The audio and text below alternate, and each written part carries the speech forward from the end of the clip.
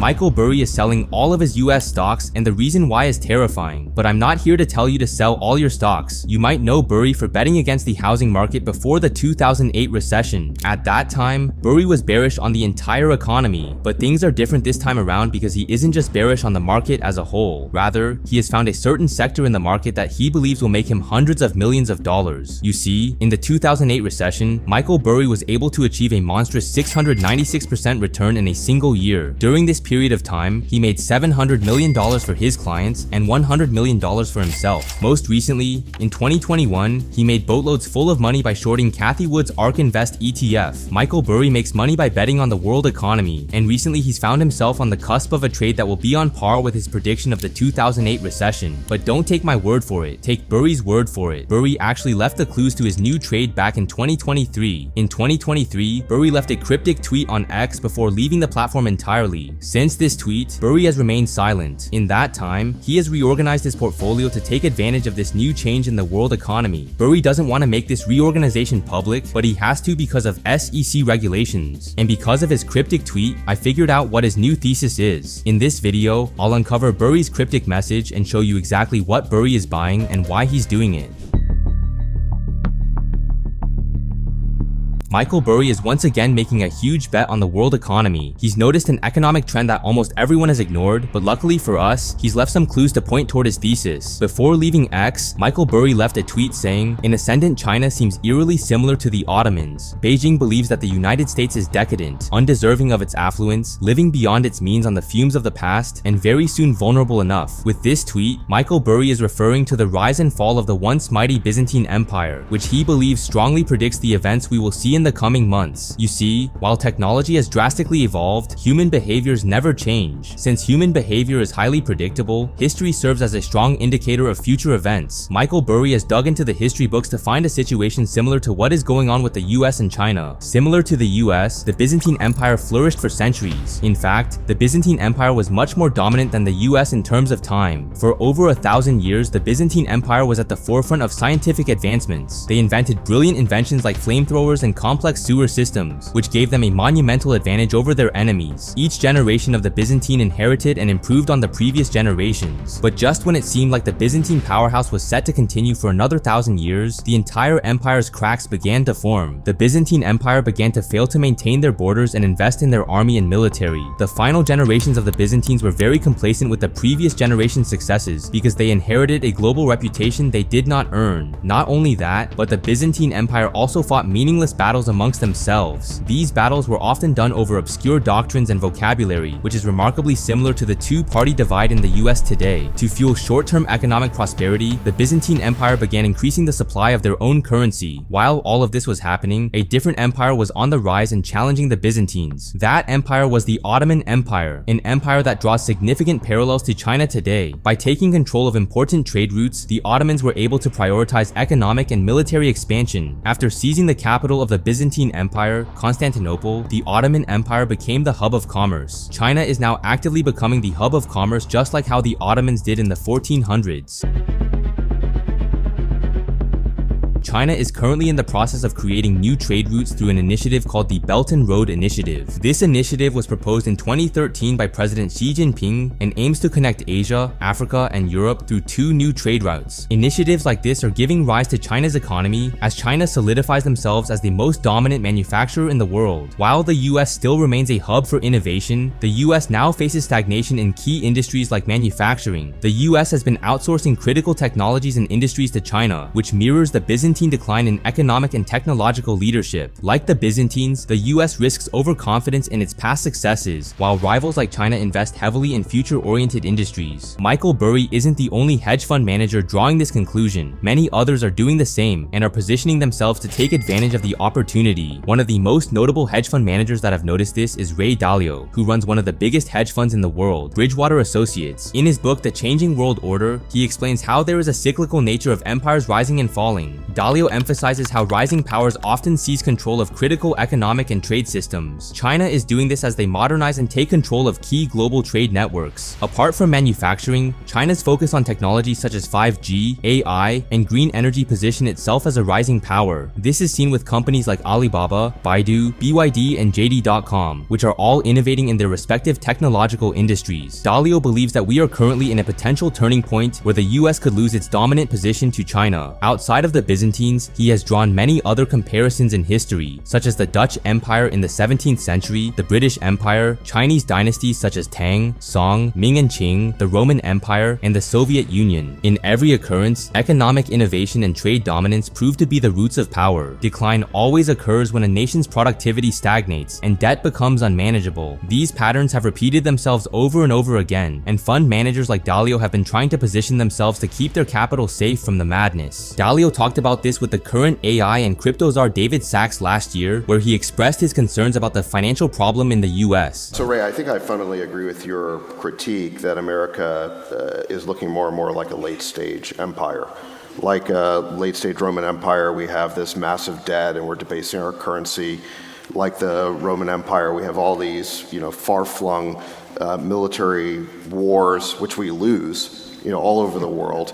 We're racked by internal division. So I think I agree with that part of it. At the same time, we do seem to be really good still at technological innovation. In the last year, we've had this breakthrough with, AI, with large language models.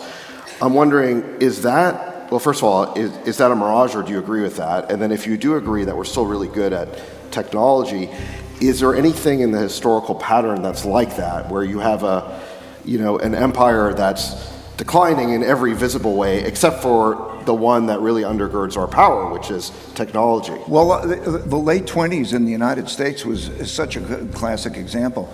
We had more innovations, more all of these cycles. If I was to go back to the Industrial Revolution, late 1800s, and then you turn, and then you create, when there's a lot of debt and a big wealth gap, you have in 1907, you have the Panic of 1907, boom, you have you have this internal conflict, and you had the First World War. In the 20s, you had the same kind of late 20s. It was an era of great inventiveness. The other things matter. President Trump is now feeling this pressure from China, especially considering that China has dominated the US in terms of manufacturing goods. His proposal is to impose significant tariffs on China, which he believes will encourage American consumers and businesses to buy domestic products. In particular, he's worried about certain US industries like steel, aluminum, and technology, which have been undercut by cheaper Chinese imports for years. Your critics are saying that you're going to start another trade war with China. It's not a trade war. I did great with China with everything.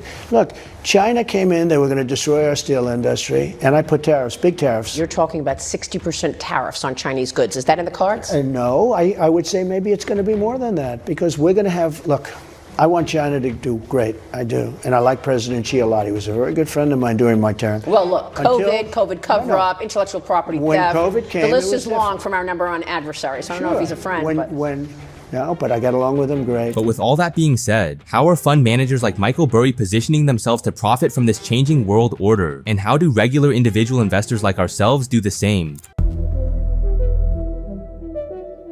Michael Burry has been making significant strides to profit from the rise of China. Ever since the third quarter of 2023, Michael Burry has been selling US stocks and deploying that capital to add to his positions in Chinese stocks. As of the third quarter of 2024, 25.55% of his portfolio was in Alibaba, 24.08% of his portfolio is in JD.com, and 15.85% of his portfolio is in Baidu. But why is he purchasing these three Chinese stocks out of all the Chinese stocks available on the US market? As I mentioned earlier, China is attempting to expand its trade initiatives with Africa, Asia, and Europe with the Belt and Road Initiative. Alibaba and JD.com are at the forefront of these initiatives and are rapidly expanding into other countries. This is fueling substantial growth in their top and bottom line. All of this is happening as the US market is undervaluing these stocks relative to the rest of the market. Alibaba is trading at a forward PE ratio of just 8.55. If we take 1 and divide it by 8.55, we get 11.6%. This means that Alibaba has a forward earnings yield of 11.6%. 11.6. Basically, this implies that for every dollar invested in Alibaba stock, the company is expected to make 11.6 cents in the next 12 months. That's a massive return, especially since most stocks are overvalued today. Baidu is also similarly undervalued at a forward PE ratio of 7.95 and a forward earnings yield of 12.5%. JD.com is also trading at a forward PE ratio of 8.45, which implies a forward earnings yield of 11.8%. But why are these stocks trading at such a low value, and why does Burry think that these stocks will appreciate in the coming months? A huge issue with Chinese stocks is the inherent structure of them being listed on the US stock exchange. Chinese laws restrict foreign ownership in Chinese companies that are in their key sectors, but many Chinese companies want to raise capital by listing their company on foreign stock exchanges. The way that Chinese companies currently get away with this is by setting up offshore entities that issue shares to foreign investors. This structure is called a variable interest entity structure, or VIE structure, and it's been under fire for quite a while. Investors are afraid of the possibility of a delisting of Chinese stocks from the US stock exchange if the tensions between US and China become too heated. But why is Burry not afraid of this then? To answer this question, I dug deep into Burry's strategy and found this document he wrote back in the early 2000s. In this document, Burry states, "My strategy isn't very complex. I try to buy shares of unpopular companies when they look like roadkill and sell them when they've been polished up a bit. Management of my portfolio as a whole is just as important to me as stock picking, and if I can do both well, I know I'll be successful." Burry later expands on this by saying, "I have found, however, that in general the market delights in throwing babies with the bathwater, so I find out-of-favor industries a particularly fertile ground for best-of-breed shares at steep discounts." The fact that Chinese stocks have this VIE structure makes it a strong candidate for Burry to purchase them. The market has essentially thrown Chinese stocks in the bathwater because investors are scared of the structure. This is especially true after an incident in 2021, where China took the entire private tutoring sector under state control. This led to a decline in Chinese education stock prices by over 90% in stocks such as TAL Education Group. This fear is not just on China's side though. There is also a fear of the US delisting Chinese companies on US exchanges. This fear began when Chinese companies were officially announced to be at risk of being delisted by the SEC. This delisting will happen if Chinese companies don't have independent auditors verify the quality of their accountants' audits. Investors believe that verification from independent auditors will be tough. China doesn't want independent regulators auditing Chinese companies because they claim to be afraid of national security. So this creates the possibility of a delisting. All of this fear is actually seen as an opportunity by Burry though. If you do further research into the subject, you'll find that the situation isn't as fearful as it's made out to be, at least on China's side. On March 31st, 2023, legislation came into play from the Chinese Securities Regulatory Commission, or CSRC. Essentially, the legislation states that any VIE structured companies starting on March 31st, 2023 seeking an IPO on offshore capital markets must conduct a filing with CSRC. The CSRC mentioned that there is a possibility of VIE structured companies going through with the CSRC. This indicates that the Chinese government is actually relatively comfortable with the VIE structure, and that the chance of the structure being removed is substantially lower than what the market is pricing in. With all that being said, investing in Chinese stocks is a risky decision, but Burry is clearly comfortable with it. What do you think about Burry's investment? Do you agree that Chinese stocks are undervalued despite the risks?